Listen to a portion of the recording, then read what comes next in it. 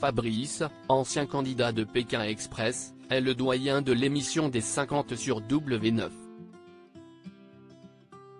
Pour Télé Loisirs, l'atypique baroudeur est revenu sur son intégration auprès de ses colocataires d'aventure. Ils sont deux quinquagénaires dans la deuxième saison des 50 sur W9. Frédéric, la légendaire Tata Fredo, rendu célèbre par ses passages dans Les Anges de la télé-réalité, et Fabrice, l'ancien candidat de Pékin Express et des apprentis aventuriers. Ce dernier, âgé de 55 ans, est l'homme le plus mûr de l'aventure. Entouré de jeunes candidats, le tonton de l'aventure est revenu sur son intégration auprès des candidats.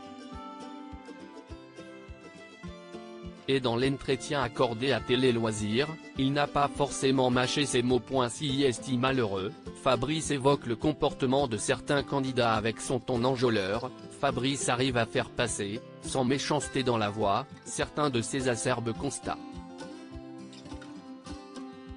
Les candidats me respectent, je pourrais être leur père. Mais, c'est malheureux, ils ont des égos surdimensionnés pour certains, commence-t-il, sans nommer précisément les personnes auxquelles il fait référence. Il tient toutefois à nuancer, pas tous, dans l'ensemble, ils sont super sympas et éduqués. Et avec ces dizaines de candidats dans le jeu, il n'a pas été évident pour le doyen de s'intégrer dans le groupe. Séparément, c'est facile de discuter avec eux, mais en groupe, avec la meute, un peu moins, regrette-t-il.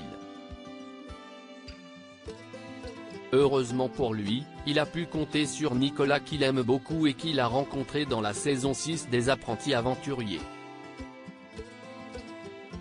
Les 50, Fabrice était complètement perdu dans les stratégies du jeu de W9. Dans ce jeu, où les stratégies rythment l'aventure, il est encore plus difficile de tisser de réels liens humains.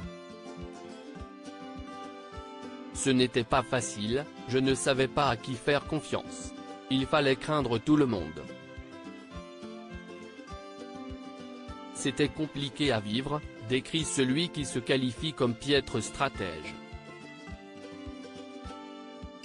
Je n'arrive pas à me projeter et plus je vieillis, plus je suis distrait, je ne veux pas réfléchir ni me prendre la tête. Je suis zéro pointé en stratégie. D'autant plus que le candidat a déjà perdu Jennifer, son ancienne binôme des apprentis aventuriers, avec qui il était en froid, mais dont le côté stratège aurait aussi pu servir ses intérêts.